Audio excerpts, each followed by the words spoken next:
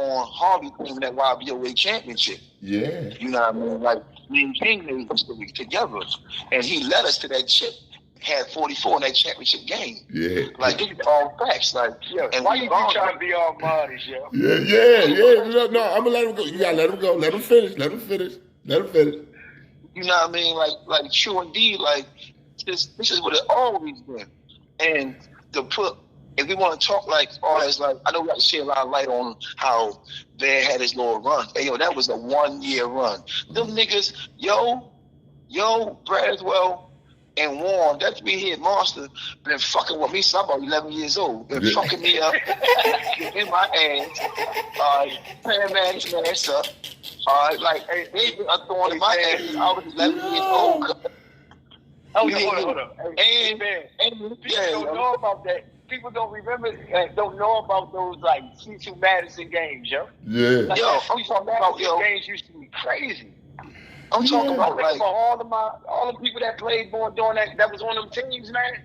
Yo, you talking about Eric Evans was playing with Madison. Mm-hmm. They was over at Madison. You had daggone Antoine over at Madison. You had Big Wayne at Madison. Man, you had Heath at Madison. Man, they was deep.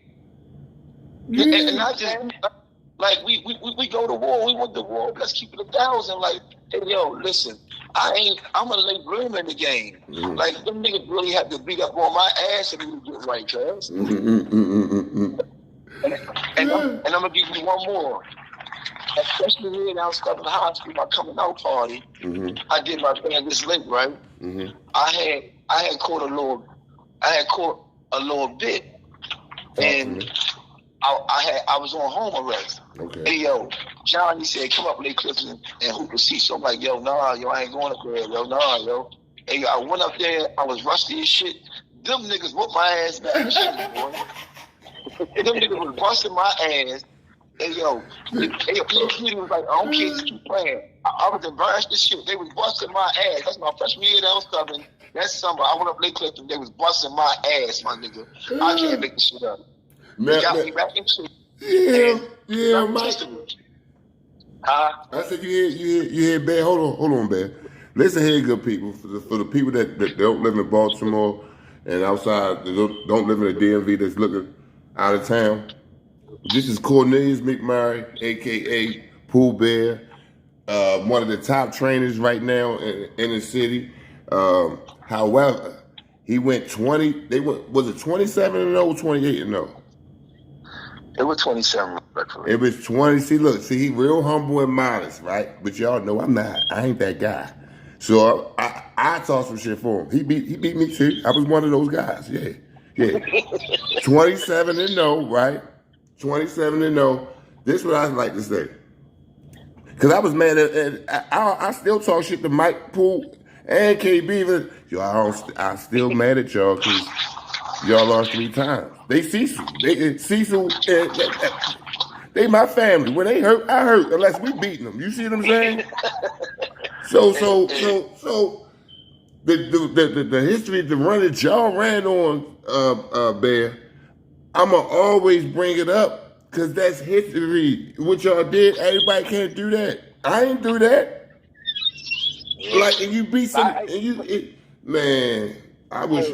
You know what's crazy though, Taz? Mm-hmm. And I said this in an interview before, right? And I said, when it comes down to basketball in Baltimore, for you to hit that notch of being a really good or really successful player, you had to face some of the best people, which they tore your ass up. Yeah, you have to. They made you who you were. Right. You get what I'm saying? Right. So you face some of the best guys, and you might have played well, but they played great. You see what I'm saying? Facts. So it gave you that hunger to be like, yo, I'm going down here and I'm gonna do this. Because I remember when somebody was like, yo, all you gotta do is go down Monument Street. You go down Monument Street, the little court right there. If I take Bear, you're gonna see Bear out there. Yeah. Well, and look, that's you're gonna see him out there. You getting that from a Miami Street dude. Now you talk to Somerset Projects, Douglas Projects. You see what I'm saying?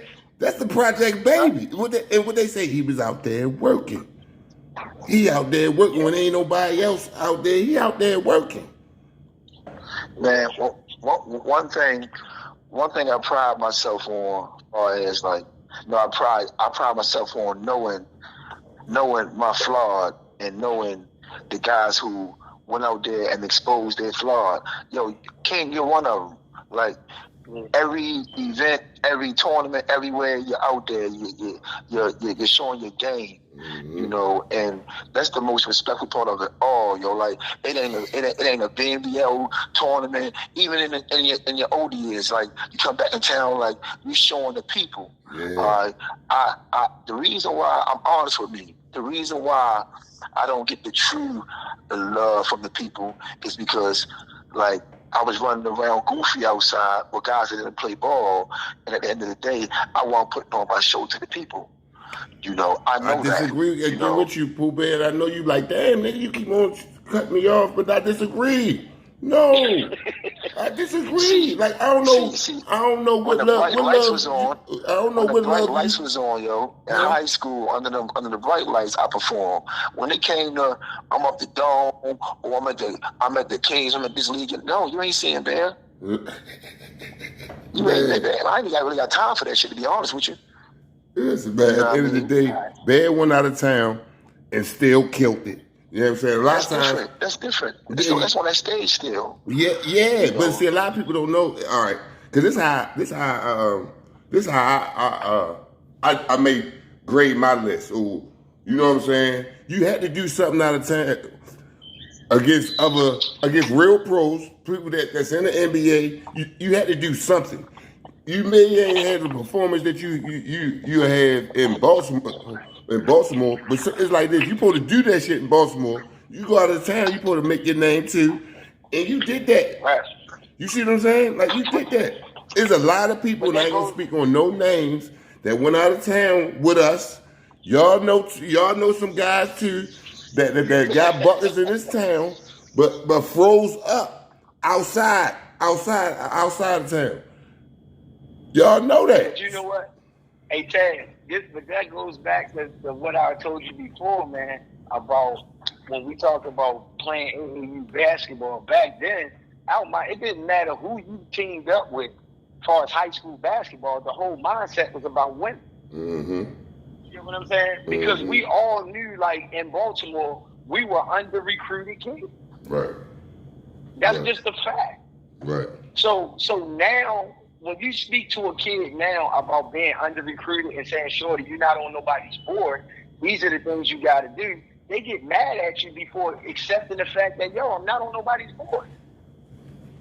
You see what I'm saying? Yeah. Instead of just accepting the fact of saying, hey, yo, you know what? What he's saying is true, and this is what I got to do to get there. And I tell kids this all the time. To get there quickly about being on somebody's board is when you go to those good tournaments, you got to win. You got to at least make it to the Final Four so that the coaches could see you.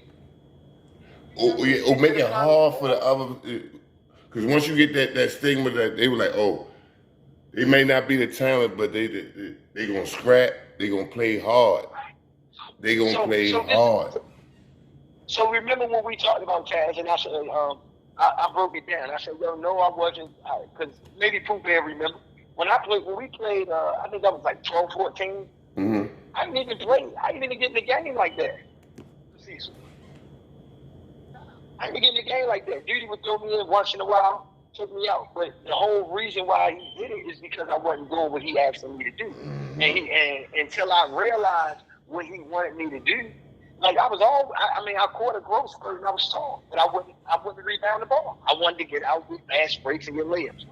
And he was like, Mike, you got to rebound. So when I wasn't doing it, I didn't play. So the crazy part is being under recruited and him telling us what we needed to do out of town. Right. Our whole focus was winning. So that was our whole focus when we played for Cecil. It was just like, yo, we gotta win because if we don't win, we still under recruited. You see what I'm saying? Yeah. But we still had to. Now they saying it's the new age. You ain't gonna be under recruited if you don't win. Yeah, okay. and you still you're gonna move up on the board. Man, that's false, man. Yeah. Don't. That's why these kids are being led wrong in some ways. They being led wrong in a lot of ways because of the fact. And I'm not speaking on any other program. I'm just saying, if you're not telling kids that they got to win, and majority of our kids are under recruited, if you're not telling them they got to win, man, they're gonna have some sad hearts when they hit that 12th grade.